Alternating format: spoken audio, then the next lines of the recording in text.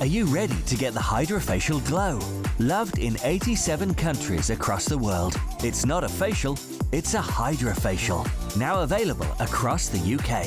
Visit hydrofacial.co.uk to find your nearest location. I always think that this book, apart from it being laugh out loud funny, is still the truest distillation of what it's like to be an actor. 100%. 100%.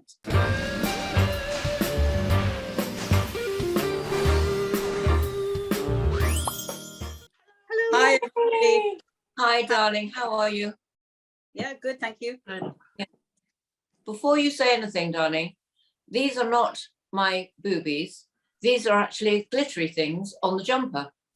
Heaven. Curtis, You know that jumper well. yes. It's a gorgeous jumper, darling. Isn't it gorgeous? Curtis, They do look like boobies, I'm afraid. Like, so They Sherry do. came on the other week and she had her boobies on. Yeah, I did, and now you have. And now Yeah. you, Very except yours high are, much, glittery. yours are much higher than Sherry's. They are. You just Yeah, put they two- are very high. Yeah, Very. they look good. They look good. Two little brooches on here, perhaps? Yes. They're just little, well, actually, they're sewn on They're so long. by hand by Keely, and who does Little Bit of You, which is a fabulous website. You must look at that. And, you know, I love it. I wore it at Christmas, actually. Oh, Very pretty. I thought, you know, what should we do today? Shall we talk about books? You know, I'm a book maniac, and I know you all like reading. So I thought we'd have a word with Mike Simkins and see what his see what favourite book to is. do. Oh, lovely. fantastic. Let's talk to him about the Let's new do that. books. Hi. Now there you are. How are you? Very Well, good. you know, as well as can be. Oh, my grandma's sisters, when I used to say, "How are you?" they always used to go, "Living." Yes. So you, So I think we've become you like them. just Only just. Well, spring is on its way. It sure is. so they I've got say. this isn't a euphemism, but I've got some small crocuses, you know, outside my front Yes. door. And snowdrops are coming up as well. Yeah, so nice, that beginning of spring. So, Mike, Yes. tell us what's going on. What you're working at the moment? Didn't I see something exciting that you're doing? I'm appearing in a new play, Ooh. but that's quite nice, and it'll be my first time on stage for 2 years. So, Oh, crikey, will I still be able to do it? But I suppose we will, won't we? When Of the course time. you can. And the other thing is that the thing that I shot last year, the big new BBC drama called This Is Going to Hurt, starring Ben Whishaw, and I'm playing Ben Wishaw's dad in it, so that'll be quite nice. Oh, he's that's lovely. exciting. I love him. He's gorgeous, isn't he? Yeah, he's fabulous. he's isn't he Paddington Bear? He is. Yeah. He is Paddington Bear. Yeah. He's And, the voice of, isn't he? Yeah. And he is the most darling man off stage. Oh, He's one of those people that when you work with, you really hope that they're not going to be a cad. yes. Yes. He's so uncaddish. And I always say, and I'm sure you'll all have experiences of this, is that any project always takes its general feel and tone from the behavior of the lead performers. Absolutely. Yes, I agree. And I look back on people I've worked with like John Nettles and people who just set the whole tone. Set the tone. Yeah. Yeah, set the tone. Ben Whishaw. And Ben did that wonderful thing with Hugh Grant, didn't he? Yeah, About Jeremy Thorpe. A And very he- English scandal, wasn't it? Oh Was my God, he was sensational. I don't He know was, why they yeah. both didn't get awards. I really don't, because they were both amazing in that. And what a revelation Hugh Grant was. He's turned into Yes, extraordinary actor. extraordinary. I'm still my favourite film that he's ever done has got to be Paddington 2. Paddington. I watched it over Christmas during COVID. It was terrific, wasn't it? Isn't it? Yeah. It was fabulous. I mean, Fabulous. the way we know with him with dressing up, you know, singing and dancing in the prison. I mean, it was just so funny, and it really just shows you what he is. Because you know, you think at one point he just played all this sort of fobbish guys, and you never realised what he had in him. Yeah. So you haven't had much time to read at the moment, but I thought we'd talk about our favourite books. I mean, what is your favourite book? Well, Or is that a ridiculous thing to say? no, it's very good. And I mean, I'm sorry that I come a little empty-handed at the moment. As I think I said to you, Debbie, when we last spoke, I am currently going through the Victoria Wood biography, Lovely. which is certainly, it's an extraordinary piece of work. And anybody, I would say, you know, I don't know how true it is, I only met her once, but it seems to me to have the stamp of authenticity about it. And certainly one of the things about authorized biographies, as we all know, is that they sometimes can be a bit over respectful, because obviously you have to get, but it seems to me this is a book well worth reading. I would say that Vic was a very great friend of mine, and I'm also in that book. And Yes. I met them, and it was authorized, and it is the most truthful, wonderful book. And yeah. Fabulous. I thought you'd say that. That's terrific, because it's. I remember her very first performance, I think it was, or one of the first, at the King's Head in Islington, the first London performance, and she was so magnificent. And I mean, everyone knew she was going to be a big star because she was just so funny and relevant and you know, irreverent as well. Brilliant, absolutely brilliant.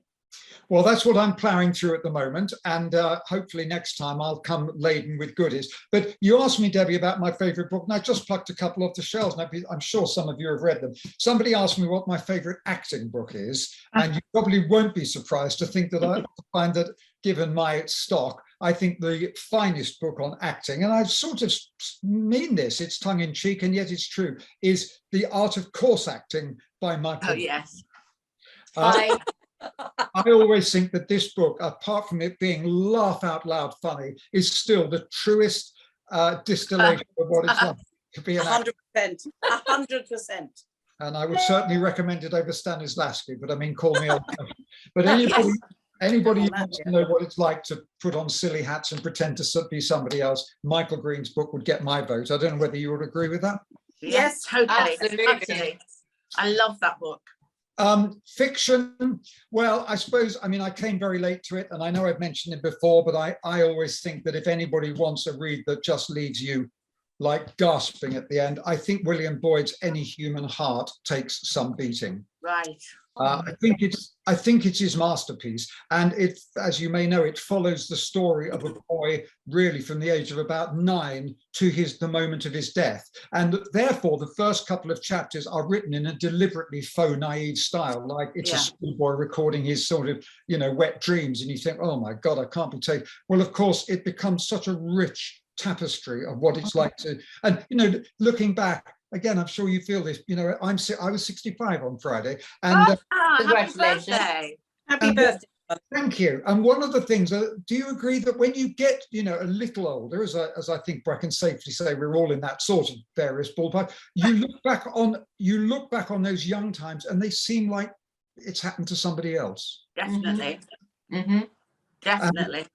Any Human Heart really captures this. You know, as an old man, he's looking back on those adventures he had when he was a child, and you can see the link from the boy to the man because the writing's so beautiful, and yet at the same time it seems like it's another person. And I thought that beautifully distills what it is to be human and to live a full and active life. You think? Wonderful. Thank you for that. Yeah. Very reflective, and we all do that as well, especially when you look in the mirror and you go, who the hell is that? Yeah. Terrible Every day. I sort of achieved a sort of lifetime's ambition, because on Facebook I follow a site called Those British Character Actors and Actresses. Me too. And I'm always watching it, and then, you know, all my great heroes, Peter Jeffrey, Michael Gough, Denholm Elliott, all those people. Oh, I know. Michael Hordern, and they all come up. You know, today would have been their birthday. I looked and it was me. And Yay! there was a photo of me that was taken in the Rada Bar when I was 18. Unchanged, darling, unchanged. I can assure you, I look like Rupert Davis advertising a brand of tobacco in about 1965. I look older then than I do now. And Me too. Yeah. True. And I thought, you know, that sort of thing is captured beautifully by William Boyd. Anyway, that's a wonderful book. And my favorite travel book, because you know I'm a great fan of travel, and you're probably all grown here because it's such a boyish book, and yet it breaks your heart, is Absolutely, Cherry Garrard's The Worst Journey in the World. This man was one of the people that nearly went to the South Pole with Captain Scott. He was one of the last to be turned back before the final 5 went. And it's a completely unadorned book by a man whose life was sort of broken by the experience. He was among the party who found Captain Scott in his tent the next summer when they went out looking for him. And it's the most, I'll tell you who says it's the best book is Theroux, Paul Theroux, who is one of my favorite travel writers. He describes this as the greatest travel book. And I know you all think, oh, it's all about men dressing up and going off to do adventures and do all that. But there's something I always think so powerful about somebody that writes about an experience when they're not a writer. They just set it down. Yeah. And So, the lack of artistry is almost the most extraordinary. Well, it's just the truthfulness of what they see in front of them. That's all, isn't it? And a memory. It's not about writing. It's about pictures in your head. Mm-hmm. Yeah. Exactly. Extraordinary. So I would recommend that to anybody, and indeed I do. So those are my 3 favorite books. And before we finish, I'd love to know some of what yours are. Did you have any thoughts? Well, yeah, actually, may I go first? Yeah. James Lee Burke, Half of Paradise is one of my favorites. And I mean, I revisited that a few months ago from the 90s. And what it is, it's the story of Toussaint Boudreau, who is actually he's a docker, black docker in New Orleans in the 50s. And he puts up with terrible racism. And he does a moonlight to leave to become a prize fighter. And the sad thing is, as he leaves, he gets into trouble and he ends up in prison. I mean, so he's taken this big leap of faith and he ends up in prison. But with 2 people he forms a relationship with, but like a really big friendship. And so one is a very, very different from his background. One is a French aristocrat, and the other one is a musician who plays 12 string. So they're all very different.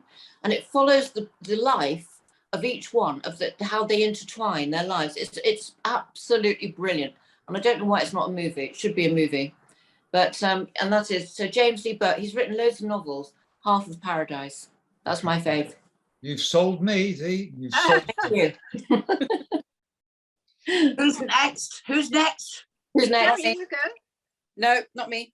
Sherry? Well, I have a book which I know it's old now, but I'm a big time traveler thing. I've got a whole thing about time traveling. And this is The Accidental Time Traveller by Sharon Griffiths. I don't know if you know it, Michael. No, I've heard of it. No. It is, well, it's about this young girl who's in a newspaper office, and she's been out with a boyfriend the night before, too much to drink and not very well. So she goes back and the editor says, you've got to go to this particular place. We need to know why all these people in the 50s moved to these particular houses. Anyway, she gets there, she's very ill. And the lady at the door takes her in and says, oh, come and sit down, what's wrong? Until she realizes that everything around her has completely altered, and she's time traveled back to 1950. Wow. She knows she has, but everybody else is in 1950. But she said, oh, you're the girl from the office, aren't you? Yes, you're staying with us for a few weeks. And from there on in, it's fascinating. And what happens is she got meningitis and went into a coma. So she eventually comes out of the coma, but the actual, it is just fascinating because they've got it so right in every single way. And I love it. And I go back to it when I'm feeling a bit low. I'm feeling, because it gives me such a thrill. Now, the other thing is, when you mentioned Vic Wood, I thought of Kenneth Williams' diaries, and I know you must have read them. And I happen to be in them. But anyway, nothing to do with me. But that is a fascinating book, isn't it? Mm. Kenneth's diaries. I was always amazed because I thought it was going to be a really jolly book. And actually, it's quite sad, a lot of it. I thought it was going to be much more fun than it was. It was very moving. His life wasn't, though. He was tortured as a man. Because he came from a certain period. Yes, exactly. And being gay in his time, one, it was illegal, and two, it wouldn't be accepted in his world. Yeah. And so the book really reflects it, doesn't it? it? Yeah. It's very well done, very well written. So I've got that as well. I think But it also with books. Williams, it also reflects that sort of actor and actress, and we all know them. And indeed, at times I've flirted with it myself. That sort of actor who wants to be the great actor, but has a facility for something else and can never actually enjoy what they do because they're so consumed with bitterness that they can't be the thing they would like to aspire to have been. And also could have been, would have been, should have been. Yeah. You know, it really is to do with that. And in fact, when he first started, because he was with my agent that took me when I first started, he was a dramatic actor. You know, he did a lot of dramas, a lot of period stuff. And then, of course, the carry-ons came and he stayed with them. And I don't think he regretted it, but there is that looking back, what I could have been, should have been, you know, you're right. And I think that comes over in those diaries, doesn't it? Yeah, isn't it what he said at the end when he did go, what's the bloody point? You know, and that's what comes over, doesn't it? Yeah. Very sad. I was thinking the books that have moved me in my life, there have been different things that have inspired me. And Swish of the Curtain was one of the first books I read as a kid, which was all about starting a theatre, and those characters I adored so much. And then when I was in my 20s, it was things like The L-Shaped Room by Lynn Reed Banks and all those books about, you know, and then as I matured, and of course I've read my mother's books now, Gillian Freeman, talking about Illegal to be Gay. The Leather Boys was one of her most famous novels made into a movie. So all those things, rereading those, the stories, and it's amazing when you hear, even like Kenneth Williams, you hear their true voice or their voice, you think, how, I know you as my mum, but how can you have written all these amazing stories? So I think books inspire one and move one at different points. And I think absolutely, Sherry, looking at those autobiography books are so exciting. And I went through a whole phase of that as well. And different books mean different things at different times. Different times. Yeah. I mean, when I started reading I became an avid reader, but I started off obviously with Mallory Towers and Enid Blyton and all of those, which I absolutely loved. And then I went on to Jean Plaidy. Does anyone remember Jean Plaidy books? They were all historical novels. Georgette Heyer was another one. All of those things. And then, but then if you're going on to biographies, the best biography, I think, well, because I've read thousands of them, but it had to be for me, The Moon's a Balloon by David Niven. Yes. Oh my God. It was such a wonderful book. And there are two bits of it that I remember so well, that when he first went to Hollywood, the funeral. Do you remember this chapter about the funeral that he went to? It was just so funny. He went to this funeral and he was sitting in the church, and he said he looked around behind him. It looked like a piano shop because he'd never seen so many cat teeth. And I'll never forget that. And he said that the guy who died, he cast his pallbearers obviously for comedy reasons, and one was a midget, one was 6'8", and them all getting this coffin to the top. And when they got it to the top, it actually went all the way down to they dropped it. But that was that. And the other bit that I remember so vividly is about the guy who he does this big bit just before the end of the book. I don't know if you remember this, but saying, you know, somebody's head was turned by this wonderful agent who said that he would get him everything, and so he left his agent of 20 years, whatever, and went with this other agent who said he was going to be, you know, the biggest star in the world, and rang up this agent, you know, the day after to say, listen, I've left my agent, I'm coming with you. And the secretary said, I'm sorry, but he died last night. And he said, so he went back to his old agent straight away and said, this is what's happened. And his old agent said, you can do one. Yeah. And he said, that actually was, and you do go to the last page, me. I've never, ever forgotten that. So I love that book. I also love The Girl with the Dragon Tattoo. Yes. Oh, gosh, yeah. Oh, wow. That trilogy of books were fantastic. And also, you know, my favourite book in the whole world is The World According to Garp. I've never read it. Oh, no, me neither. It is it's just wonderful. And I found it, you know, I was staying in a hotel and it was beside my bed. You know, it was like in the cupboard, and somebody left it there. And I just picked it up, and it was just brilliant, really, really brilliant. But I read at the moment, I read a lot of kind of spiritual books and all of the sort of books, you know, different sorts of books all the time. And I'm reading Nora Ephron's book at the moment. I mean, wow, all of her little stories and stuff. So it's just, I think reading is probably the best thing in the world. And it is, and one of the things I find, and I'm not proud to say this, is that I'm really noticing now how the influx of social media is in danger of taking away that ability to sit down and read. The number of times in the last month when, because life is starting to assume its normal proportions a bit now, and we're all meeting up and things are happening, is that it's so easy, isn't it, to think, I'm going to read this book now, but just before that, I'll just check Twitter, I'll just check WhatsApp. Oh, here we are. Here's 20 videos of people falling down escalators. Okay, I'll just watch that. And now there are some puppies, and now there's the dog. So there's the outside the maple kind. We all identify with that. That's the terrible thing. 40 minutes has gone, the phone rings, and you've lost that. So I'm really trying now to think, I won't go to bed at 11 or 11:30. I'll go to bed half an hour earlier. I'll put the phone down and I'll read something, because it's such a thing to cherish in one's life, as you say, Debbie. But it has to be fought for now, because there are so many other. Well, it's people in no concentration span either. It's going to the theatre, going to the cinema, and you see people in the cinema now doing everything but watching the film. Yeah. And I find that, weird. The series that, you can sort of like binge watch all these series because they're all up to. What I do now is I watch the first and the last episode. Do you? Yeah, I can't be bothered with no. I just can't be bothered. I think, oh God, the last one will tell me the catch up and what's happened and everything else. I can't be bothered to watch the rest of it. I just get bored. Or I start Googling the subject that I'm watching and find out what's happened if it's a documentary and think, I don't need to watch that anymore. And I'm sure I can't be the only person that does that.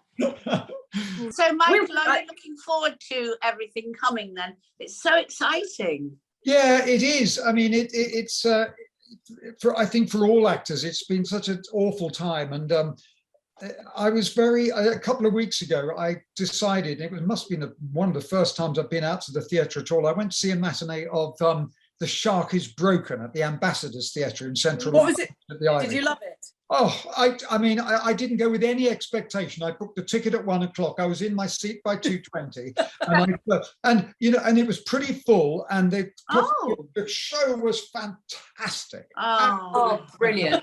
And you suddenly thought, oh my God, this is what it was like going. It was almost a spring day, and there were people excitedly chattering and actors doing wonderful things. And I thought, yeah, okay, well, it was the first time I thought perhaps we might be getting through it now. And it makes you think, oh, that's what I used to do. Yeah. And what you're going to be doing. It's very soon, darling. And it is exciting, I think. I hope, anyway. Yeah. Mike, thank you. And we'll watch you on the BBC series with Ben Whishaw. What's it called again? With Ben Whishaw, it's called This Is Going to Hurt. It's the adaptation of the huge successful memoir about what it's like to be a junior doctor in the NHS by Adam Kay, and it's got Alex Jennings, Harriet Walter. And I'll tell you, the BBC, I think I can say, have spent a lot of money on it. And fantastic. And I hear that it's absolutely sensational. Brilliant. Wow. Amazing. Yeah, so we know that, of course. Yeah. See you Nice soon, to see you, Michael. ladies. Really nice to see you. And you. Thank Take you very care. much, Lots Mike. of love. Bye-bye. Bye. Bye. How fantastic was that? That was That really was so interesting. Yeah. Yeah. Also, I can't wait to hear what you're We doing. didn't mention audiobooks, of course, which everybody is doing now Yeah. as well, which is wonderful. I love the smell of books, don't you? Though, yeah, that's right. Yeah. Yes. You know what Yes. I mean? Yes. Feeling so great. Yeah, that's why I don't have a Kindle, because I like to have a book. No, I'm the same, Sherry. I like to feel the books. I'm actually, and this is by the by, a lovely friend, Gordon, who has done 1,000 audiobooks and has got a CBE for it, is coming on the show in a bit. So Great. just sharing. Oh, He's great. amazing. Gordon Griffith. He's And amazing. you know, in my local Tesco's, there's a whole stand where you can donate a book. Yeah, there are. Yes. Yeah, you can. They sell They're them for everywhere 50p. now, Dean. All the supermarkets. Are yeah. they? At my local railway tube, they have books for people to take. Yeah. You just come Yes. off the Take them. Well, these We are have a little 50p. thing. We have a little thing in Oxshott where people they're asked to replace them when they've read them. Bring them back, or bring another Yes, book to replace it. And there's a whole thing there of Yeah, lots of great, books. isn't it? So I think that's brilliant. I might Yeah. start one myself. I should do. I've got so many books. Yeah, Yes. but these in the local one here, they sell them for 50p, which they give to charity, which is brilliant. Yeah. I think Anyway, I think I probably told you this story. There was a lady in the pandemic, Hello. pandemic, that She's when gone. she was, she used to put all her videos out, her DVDs out in a box and say to people, please take them, because she wanted to get rid of them because she had hundreds of them, and said, just please take them. So she thought, oh great, that's going to get rid of them out of my house. But what happened was people took them, watched them, and brought them back. Yeah. So she ended up with more than she had in the first. They're so honest where you live. Well, they just didn't want them anymore. They watched them and thought, I'm taking them back. But the thing That's is, you hilarious. see, we can't keep anything anymore. That's the thing I miss about The now. storage. We used to be able to We used to be able to video yeah. and have it forever. But now you can't do that. Now it's on No. it's on your hard disk, or now I've gone over to Sky Glass. There's no facility to keep a program that you can go back No. to watch. That's bad. That is That's true. I'm sure they're going to change that, but it's Yeah, kind of weird. sure. Wow. Anyway, guys, what a Anyway, great show. ladies, Well, I know. we'll See see you you soon. soon. see you Okay, soon. bye. Bye. Love you. Bye.